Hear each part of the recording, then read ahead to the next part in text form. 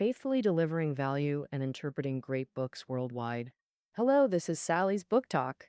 Today we'll explore The American Presidency, part of Oxford University Press's very short introduction series, authored by Charles Jones, a renowned American political scholar with deep expertise in U.S. political institutions. Some say the U.S. president is the most powerful person on earth, leading the world's strongest nation. There's truth to that. International news often leads with presidential matters. From former presidents like Clinton and Obama to then incumbent Trump, their actions shape global trajectories. Yet reality shows the president can't act unilaterally. Constrained by Congress, public opinion, and complex political battles. Surrounded by intrigue, the president must navigate skillfully. One misstep risks everything. Mystique shrouds the presidency through constant speculation. The American presidency demystifies this role precisely. With clarity, the author traces the presidency's evolution and core features. Note, the book essentially equates the presidency with the entire executive branch. Actually, the executive includes the VP, White House office, and departments like Treasury, Defense, Education, Homeland Security, and CIA. After reading, you'll grasp how U.S. executive power originates and functions. Gaining accurate understanding prevents being misled by conspiracy theories. Now, let's examine the American presidency. First, the origins. Why this system was designed. What were the founders' core intentions? Next, the institutional constraints on this most powerful person. Finally, the presidency's two most critical powers. Let's begin with the origins. In September 1783, Britain and America signed the Treaty of Paris. Britain recognized U.S. independence, marking America's formal victory in the Revolutionary War. But that wasn't the United States as we know it today. At that time, America operated under the Articles of Confederation, with its highest authority being the Confederation Congress, which served as the central government. However, this central government lacked the power to tax, conscript troops, legislate, or issue currency. In short, the Confederation Congress had none of the powers a central government should possess. So where did those powers go? They were dispersed among the 13 states, each holding them independently. The Confederation system had only been in place for a few years. Thoughtful individuals soon realized it was unsustainable. Internally, each state imposed tariffs that spiked interstate trade costs, leading to frequent trade disputes. Laws varied wildly between states, making coordination difficult and leaving people confused. Most critically, with foreign policy powers held by state governments, America lacked a unified approach. Some states favored France, others Britain. This not only caused chaos, but also made the nation vulnerable to divide and conquer tactics. If this continued, the young America was in grave danger. In May 1787, 55 delegates from the states gathered in Philadelphia to find a solution. This was the Constitutional Convention that decided America's fate. Attendees included Washington, Jefferson, Madison, Hamilton, and others, all founding fathers. This convention ultimately established the United States as a federal system and created the federal government. The convention delegates nominated the undisputed foremost figure in America for his capability, prestige, and moral character. As head of government, they designated a new title for Washington, President. In April 1789, Washington was unanimously elected as the first U.S. president, marking the formal birth of the American presidency. Washington assembled an impressive cabinet, with Adams as vice president and Jefferson as secretary of state, both founding fathers who later became presidents themselves. In U.S. history, these three presidents are highly regarded and seen as models of the presidency. It's fair to say the American presidency got off to a great start. Of course, the convention delegates weren't naive. They knew that even great leaders like Washington and Jefferson would retire someday. Who could guarantee their successors would be equally reliable? Relying solely on personal character was clearly unreliable. Systems were needed to regulate and constrain, specifically to prevent presidential abuse of power. Three locks were placed on the presidency. The first lock is the electoral college system. Before discussing America, let's examine the UK's system, a classic electoral approach. In the UK, which political party wins majority parliamentary seats automatically governs, with its leader becoming prime minister, unlike America's system? Convention delegates devised a complex method. States serve as electoral college units, with votes allocated by population. Larger states get more votes, smaller get fewer. A presidential candidate winning over half of states' popular vote gets all its electoral votes. The winner takes all rule. The candidate securing over half the total electoral votes wins. This electoral college system is an indirect election method. For example, in 2016, Trump and Clinton competed across 50 states for 538 electoral votes. Trump won 206, becoming the 45th president. Interestingly, later counts showed Clinton actually won more popular votes than Trump. Similar cases occurred before, like in 2000 when Gore won more popular votes than Bush, but lost due to fewer electoral votes. The controversy raged until the Supreme Court declared Bush winner, a candidate with more popular support losing the election. This seems unfair. Why did the Constitutional Convention design it this way? Delegates feared popular election could let presidents use mass support to threaten Congress and the court, risking dictatorship. The Electoral College legally prevents direct popular election. Presidents are chosen by electors. Thus, presidents can't exploit public sentiment directly, curbing their power. Upon becoming president, they immediately face the second lock, separation of powers. U.S. authority splits three ways. The president holds executive power, Congress holds legislative power, the Supreme Court holds judicial power. These three institutions are co-equal, with no hierarchy among them.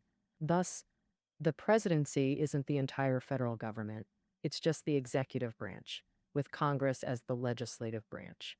The Supreme Court serves as the judicial branch. Together, they form the complete federal government. Therefore, the president is constrained by two co-equal bodies, Congress and the Supreme Court. Per the Constitution, the Supreme Court can review presidential actions for constitutionality and conduct trials. This judicial review power crucially constrains presidents. However, no president has ever stood trial in U.S. history, so I'll focus on Congress and its checks on presidential power. Congress comprises the Senate and House. Senators serve 6-year terms with staggered elections, 1/3 every 2 years, while House members serve 2-year terms. How long is the presidential term? 4 years, creating complex dynamics. 2 years into a presidency, 1/3 of Senate seats face re-election, while all House seats are contested. Moreover, unlike presidential elections, congressional elections are direct with no term limits, meaning members can serve repeatedly, leading to a key outcome. Whether Democrat or Republican, controlling both presidency and Congress simultaneously is extremely difficult. Typically, if a Republican is president, Democrats control at least one chamber. Sometimes the opposition even controls both Senate and House. Several famous presidents faced this situation. Democrats Truman and Clinton governed with Republican-controlled Congresses. Republicans Eisenhower and Nixon dealt with Democrat-controlled Congresses. Why does this happen? Voters intentionally design it this way. Separating congressional and presidential elections creates powerful checks when opposition controls Congress. The first impact is on appointments. As head of the executive, the president reshapes administration leadership. Key positions like Secretary of State, Treasury Secretary, Defense Secretary, and CIA Director require congressional approval. Congress usually doesn't cause trouble, but there are exceptions. Clinton nominated two attorneys general consecutively, both rejected by Congress because they had hired illegal workers, knowingly breaking the law, thus deemed unqualified to oversee justice. That was minor. The real test came next. Congress holds legislative power. Thus, any bill the president wants to pass must gain congressional approval. If the president's party holds a congressional majority, bills pass more easily. In 1963, after Kennedy's assassination, VP Lyndon Johnson became president. A Democrat, he benefited from Democratic majorities in both House and Senate. This allowed Johnson to act decisively. In 1964, Johnson launched the Great Society program. Under his push, Congress passed over 400 laws, vastly expanding social welfare and combating poverty. That same year, the House voted 400-0 and Senate 81-2 to overwhelmingly authorize Johnson's Vietnam War escalation, leading to full U.S. involvement. Without Democratic control of Congress, Johnson's policies wouldn't have advanced so smoothly. In contrast, fellow Democratic presidents Clinton and Obama faced Republican-controlled Congresses. Consequently, neither Clinton's universal health care nor Obama's Affordable Care Act gained congressional support. In early 2017, as Obama left office, Republican Trump entered the White House and signed an executive order halting the health care law. Later, the Republican-led Congress repealed the act. Beyond legislation, Congress wields another powerful check: the power of the purse. By U.S. law, federal funding requests must be submitted to Congress for debate and approval, meaning the executive branch's funding is controlled by Congress. Budget delays can cripple a president. Statistics show 17 government shutdowns occurred from 1977 to 1996 due to congressional budget failures. During Clinton's term, Congress demanded executive branch spending cuts. Clinton refused, creating deadlock. Payroll failures forced two government shutdowns. Hundreds of thousands, from the White House office to agencies like IRS and FBI, were furloughed, even publicly funded institutions like parks and museums. And so, in 2013, a similar shutdown crisis occurred during Obama's administration. If budget power is Congress's frequent weapon, there's a more devastating one rarely used: impeachment power. The U.S. Constitution authorizes Congress to impeach presidents for treason, bribery, or other high crimes. Specifically, impeachment requires over 2/3 of House members to propose charges to the Senate. If 2/3 of senators vote guilty, the president is removed. Few presidents have faced impeachment. Thus, impeachment's power lies not in removal but deterrence, making presidents back down. For instance, in 1973, President Nixon planned to resist during Watergate, but credible reports indicated Congress would initiate impeachment. With high success probability, he risked becoming the first president removed by impeachment. Ultimately, Nixon resigned voluntarily to preserve dignity. That concludes the second lock on presidential power. Now to the third lock, the two-term limit. Initially, the Constitution specified only a 4-year presidential term. It didn't limit re-elections. Fortunately, Washington retired after one re-election, establishing a tradition followed until Roosevelt. From 1933 to 1945, Roosevelt served 4 terms due to overcoming the Great Depression and winning World War II. However, this was exceptional. After Roosevelt's death, Congress passed a constitutional amendment limiting presidents to 2 terms. This permanently blocked the possibility of lifetime presidency. While we focused on constraints, presidents actually wield broad legal powers, especially in foreign affairs and domestic security, with significant discretion. First, foreign affairs. As diplomacy falls under executive power, presidents lead here. When necessary, they can bypass Congress, like Nixon improving U.S.-China relations. She repeatedly sent envoys for secret negotiations with China, and Nixon personally visited in 1972, all conducted autonomously by the executive branch. Additionally, as commander-in-chief, the president can order military actions. In March 1999, U.S.-led NATO launched airstrikes against Yugoslavia, directly ordered by Clinton, without congressional approval. In 2001, the Bush administration initiated the Afghanistan War, and in 2003, invaded Iraq. These did receive congressional authorization, but with no limits on scale, cost, or duration. This essentially granted presidents complete control over foreign wars. Actually, this isn't unprecedented. Back in 1846, President Polk launched the Mexican-American War, seizing Texas, only retroactively approved by Congress. In 1950, President Truman similarly intervened massively in the Korean War without authorization. Thus, delegating war powers to presidents has become an American political tradition. Another domain for presidential power is domestic security. Originally, presidential authority here was limited. The Constitution's core purpose is preventing executive overreach.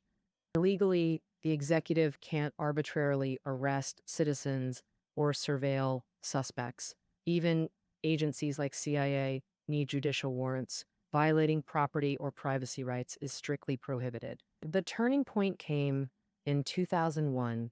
September 11th's scale shocked America. Within a month, Bush pushed through the Patriot Act, granting unprecedented executive powers. This allowed security agencies to monitor suspects' communications, movements, and records. The Treasury intensified financial oversight, restricting suspects' monetary activities, etc. Post-Patriot Act, domestic terrorism was controlled, public panic eased, and order gradually restored. But simultaneously, concerns emerged that such powers risked abuse, threatening citizens' privacy and property rights. The 2013 Snowden revelations proved these fears justified. Furthermore, the Patriot Act challenges the separation of powers principle. Today's president wields powers Congress struggles to constrain, effectively elevating the presidency above Congress. So, will the American presidency undergo reforms in the future, and what might they be? Worth keeping an eye on? All right, that concludes our exploration of the American presidency. Reading notes are below the audio. We'll see you tomorrow.